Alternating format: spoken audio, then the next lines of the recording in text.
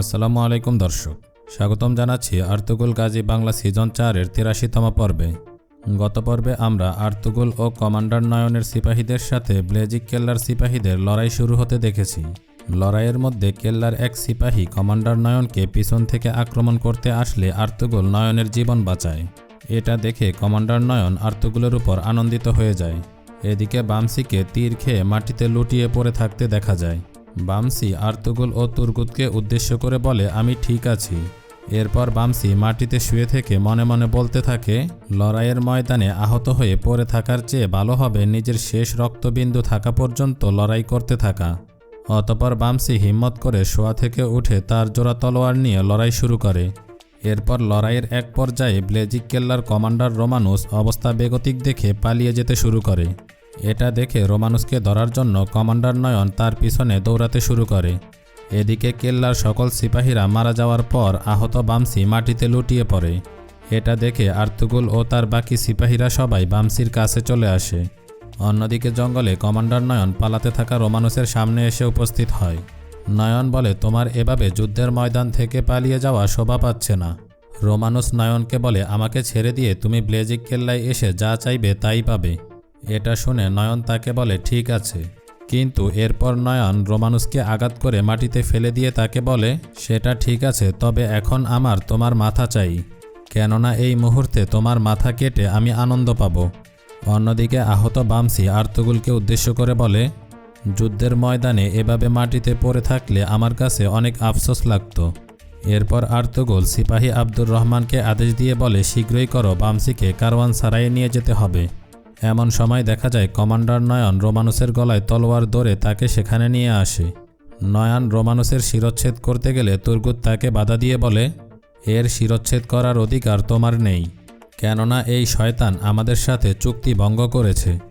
Ertugrul বলে, তুমি আমানতের খেয়ানত করবে তো আমরা সত্যের তলোয়ার অবশ্যই তুলে ধরব। কেয়ামত পর্যন্ত যতদিন তোমাদের শরীরে রক্ত বইতে থাকবে তোমরা তোমাদের খেয়ানতের শাস্তি পেতে থাকবে। এরপর সেখানে বামসি বেহুশ হয়ে গেলে সবাই তাকে দরাদরি করে কারওয়ান সারাইয়ের দিকে নিয়ে যেতে থাকে। অন্যদিকে কাবিলায় হাইমা খানম সুগাই খাতুনের ফিরতে দেরি হওয়াতে পেরেশান হয়ে আছে। এরপর আর্তুক সাহেব সেখানে আসলে হাইমা খানম তাকে বলে, সুগাই খাতুন তার বাচ্চার কবর জিয়ারত করতে চেয়েছিল, এজন্য আমি সিপাহীদের সাথে তাকে যেতে দিয়েছি, কিন্তু এখনও সে ফিরে আসেনি। এটা আমার কাছে ভালো আলামত মনে হচ্ছে না। এদিকে ওসমানও ক্ষুধায় চিৎকার করতেছে। আর্তুক সাহেব বলে, সে কি আপনাকে কবরের জায়গার কথা কিছু বলেছে? তাহলে আমরা সেখানে সিপাহীদের পাঠাতাম। এমন সময় এক সিপাহী সেখানে আহত অবস্থায় হাজির হয়। আহত সিপাহী তাদেরকে বলে, সুগাই খাতুনকে শত্রুরা অপহরণ করে নিয়েছে। আমি তাদেরকে চিনতে পারিনি, সেখানে তাদের মুখ ঢাকা ছিল, আর আমাদের বাকি সিপাহীরা সেখানে শহীদ হয়ে গেছে। অতপর আর্তুক সাহেব দুমরুল ও গুনকুত সিপাহীকে আদেশ দেয় সিপাহীদের নিয়ে চারদিকে তল্লাশি করতে। এরপর কারওয়ান সরাইখানার দৃশ্য সামনে আসে। হঠাৎ করে সেখানে মঙ্গল সিপাহীরা আসলে সরাইখানার লোকেরা ভয় পেয়ে যায়। অতপর আর্তুগুল এসে তাদেরকে বলে, তোমরা ভয় পেও না, আমি হলাম সুলেমান শাহর ছেলে আর্তুগুল, আর এই মঙ্গলরা আমাদের মেহমান। এরপর সবাই সেখানে বামসি ও আহত সিপাহীদের জখমের চিকিৎসা করছে। এক পর্যায়ে নয়ন আর্তুগুলকে বলে, এটা ভেবো না তুমি আমার জীবন বাঁচিয়ে আমার উপর অনুগ্রহ করেছ। আর্তুগুল বলে, তোমার জীবন বাঁচানো আমার কর্তব্য, এটা ভেবো না আমি তোমাকে নিয়ে ভাবছি। অন্যদিকে সর্দার গুনাল কারখানা থেকে কেল্লার দিকে ফিরে যাচ্ছে। এমন সময় দেখা যায় নয়নের সিপাহী আইনে যে গুনালকে মারার জন্য তার পিছনে যাচ্ছে। সে নিশানা করে তীর ছুঁড়তে যাবে, এমন সময় দেখা যায় কাবিলা থেকে সিপাহী দুমরুলও সেখানে এসে উপস্থিত হয়। দুমরুলকে সেখান দিয়ে যেতে দেখে গুনাল কারণ জিজ্ঞাসা করলে দুমরুল বলে, সুগাই খাতুনকে কারা যেন অপহরণ করে তার সাথের সকল সিপাহীদের মেরে ফেলেছে। সেই হামলাকারীরা কারা ছিল কেউ জানে না। এক আহত সিপাহী আমাদের কাছে কাবিলায় সংবাদ পৌঁছেছে। তখন সর্দার গুনাল বলে, চলো তাহলে, খারাপ কিছু হওয়ার আগেই সুগাই খাতুনকে খুঁজে বের করতে হবে। এই কথা আইনে যে লুকিয়ে থেকে শুনে নেয় ও মনে মনে বলে, আলমগয়ার কাছে শীঘ্রই এই সংবাদ পৌঁছাতে হবে। অন্যদিকে সরাইখানায় তুর্গুত তলোয়ার গরম করে বামসির জখমে সেক দিচ্ছে। এমন সময় নয়ন সেখানে এসে আর্তুগুলকে উদ্দেশ্য করে বলে, তোমরা দুনিয়ার যেখানেই যাও শত্রুরা তোমাদের পিছনে চলে আসে। যদি এভাবেই চলতে থাকে তাহলে একটা সময় এমন আসবে যখন তোমাদের বংশধররা তোমাদের ছেড়ে চলে যাবে। তখন আর্তুগুল নয়নকে বলে, চাই পাহাড় যতটাই বড় হয়ে যাক না কেন, সে জমিনের উপরই থাকে।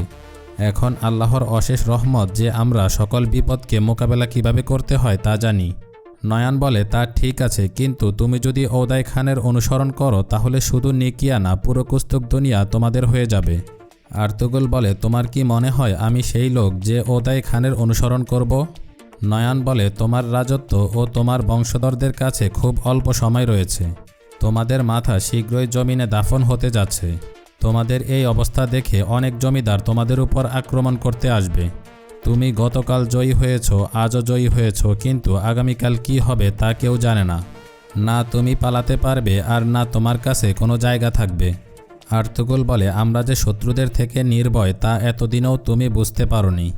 নয়ন বলে, আশা করছি যখন সময় আসবে তখন তুমি সঠিক সিদ্ধান্তই নিবে। হয় তুমি ওদাই খানকে অনুসরণ করে সমুদ্র পার হয়ে যাবে, অন্যথায় নিজের সকল বংশধর নিয়ে সেই সমুদ্রেই ডুবে মরবে। এমন সময় দেখা যায় বামসির জ্ঞান ফিরে আসে এবং সে সেখানে কিছু বলতে যাচ্ছে। বামসি আর্তুগুলকে বলে, ভাই আপনি আমাকে ছাড়া যুদ্ধে কখনো যাবেন না। এটা শুনে আর্তুগুল ও তুর্গুদ আনন্দিত হয়ে যায়। আর্তুগুল বলে, তুমি পেরেশান হয়েও না, আমি তোমাকে ছেড়ে কোথাও যেতে পারি। এখন ওদাই খান আমার অপেক্ষা করছে, কিন্তু আমি তোমাকে ছাড়া সেখানে যাব না। অন্যদিকে কাবিলায় শিশু ওসমানকে ক্ষুধায় কাঁদতে দেখা যায়।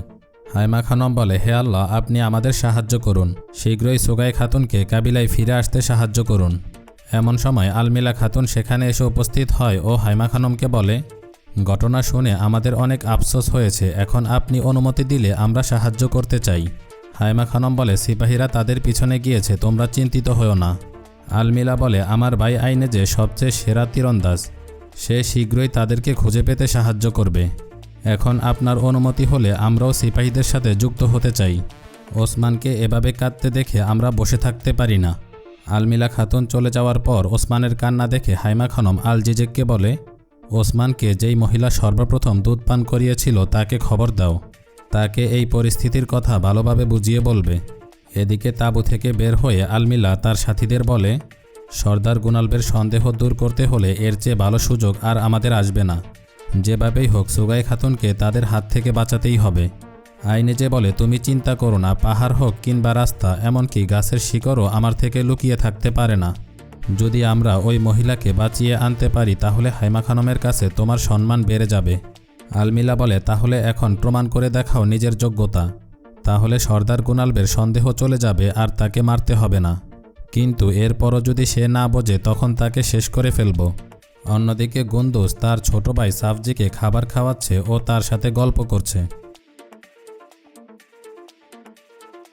অন্যদিকে জঙ্গলে দেখা যায় সুগাই খাতুনকে আটক করা সিপাহীরা তাকে গাছের সাথে বেঁধে রেখেছে। তারা তাকে পানি খেতে দিলে সুগাই খাতুন বলে, তোমাদের পানি খাওয়াও আমার জন্য হারাম। তখন সেই অপহরণকারী বলে, তোমার এই অহংকারের জন্যই আজ তোমার এই অবস্থা।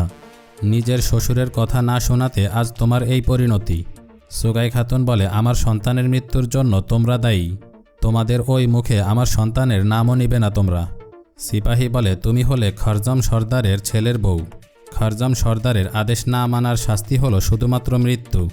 তুমি তার নাতিকে মারার অপরাধে মৃত্যুদণ্ড পাওয়ার যোগ্য। যখন আমরা সর্দারের কাছে পৌঁছে যাব তখন তুমি তোমার শাস্তি পাবে। অন্যদিকে সরাইখানায় বামসির জ্ঞান ফিরে আসলে সে খাবার হিসেবে গোশত চায়।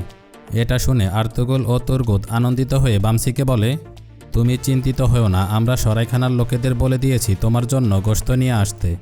সরাইখানার একটি মেয়ে বামসির জন্য খাবার নিয়ে আসলে বামসি তাকে বলে, তুমি আমার জন্য বুনা করা আরও গোশত নিয়ে আসো, কেননা এই বুনা গোশতই আমার জখমের ঔষধ। এরপর তুর্গুদ বামসিকে খাইয়ে দিতে গেলে বামসি বলে, আমাকে নিজের হাতে খেতে দাও, হতে পারে নিজের হাতে খেলে আমি তাড়াতাড়ি সুস্থ হয়ে যাব।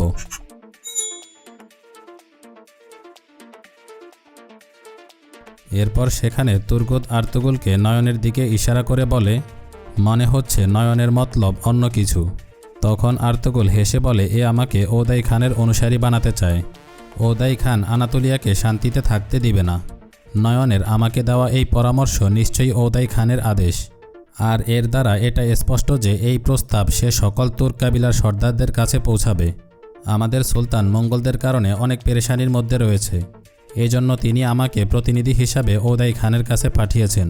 এরপর তুর্গুত আর্তুগুলকে জিজ্ঞাসা করে সুলতানের পাঠানো এই ব্যাগের মধ্যে কি রয়েছে। তখন আর্তুগুল বলে এর মধ্যে আমাদের সাম্রাজ্যের ভবিষ্যৎ রয়েছে। অন্যদিকে কাবিলায় ওসমানকে দুধ পান করানো সেই মহিলা হাইমা খানমকে বলে, আমি যতই চেষ্টা করি ওসমানের পেট ভরতে পারবো না। এমনটা আমি এই প্রথম দেখলাম, মনে হচ্ছে ওসমান ঘুমিয়ে গেছে। আপনাদের ওই মহিলাকেই খুঁজে বের করতে হবে, একমাত্র সেই ওসমানের ক্ষুধা নিবারণ করতে পারবে। মনে হচ্ছে ওসমান তাকেই নিজের মা মনে করে।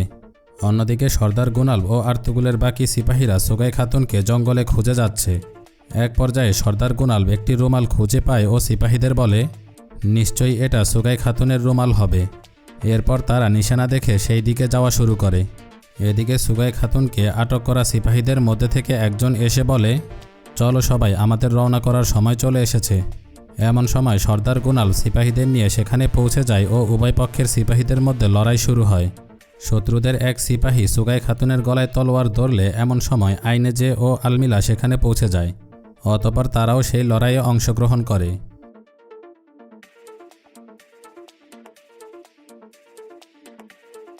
শত্রুদের সবাইকে শেষ করে গুনাল আলমিলা খাতুনকে বলে, আপনার কাছে শুকরিয়া। আলমিলা বলে, আমরা তুর্কিদের এলাকায় বসবাস করি এবং তাদের খাবার খাই। তাদের বিপদে আমাদের সাহায্য করা এটা আমাদের কর্তব্য। এমন সময় সুগাই খাতুন সবাইকে উদ্দেশ্য করে বলে, আপনারা আমার জন্য অনেক করেছেন। আমার জন্য আপনারা নিজেদের বিপদের মধ্যে ফেলেছেন। এখন আমি আর আপনাদের কাছে বোঝা হয়ে থাকতে চাই না। এটা বলে সুগাই খাতুন সেখান থেকে চলে যেতে নেয়। দুমরুল বলে, সুগাই খাতুনকে আর্তুগুল বাই কাবিলায় নিয়ে এসেছে, আমরা এভাবে তাকে যেতে দিতে পারি না। তখন আলমিলা বলে, আপনারা থামুন, আপনারা একে আটকাতে পারবেন না। এই মুহূর্তে একমাত্র আমিই তাকে বোঝাতে পারবো। সুগাই খাতুন আলমিলাকে বলে, আপনারা আমার জন্য অনেক করেছেন। এখন আমি আর আপনাদের মধ্যে বিপদ হয়ে ফিরে যেতে চাই না। আর্তুগুল সর্দার এবং তার কাবিলা আমার কারণে বিপদের মধ্যে পড়বে। আলমিলা বলে, তুমি আমাকে এটা বলো, ওই লোকেরা তোমার পিছনে কেন পড়ে আছে? সুগাই খাতুন বলে, আমার বাচ্চার মৃত্যুর জন্য তারা আমাকে দায়ী করছে, এজন্য এখন আমাকে এখান থেকে যেতে হবে। আলমিলা বলে, আপনি এখান থেকে কোথাও যেতে পারবেন না। আপনার কি ধারণা আছে তাহলে ওসমানের কি হবে? আপনাকে ওসমানের অনেক প্রয়োজন, আপনার কারণে সে নতুন জীবন পেয়েছে। সন্তান হারানোর দুঃখ আপনি ভালো করে বুঝতে পারেন, কিন্তু এই মুহূর্তে একটি মাসুম বাচ্চার অসহায়ত্ব আপনি উপেক্ষা করছেন। আলমিলার কথা শুনে সুগাই খাতুন কাবিলায় ফিরে যেতে রাজি হয় ও বলে, নিশ্চয়ই এই মুহূর্তে ওসমান আমার জন্য অপেক্ষা করছে। শুধুমাত্র তার জন্যই আমি কাবিলায় ফিরে যাব। এখানেই এই পর্বের সমাপ্তি ঘটে।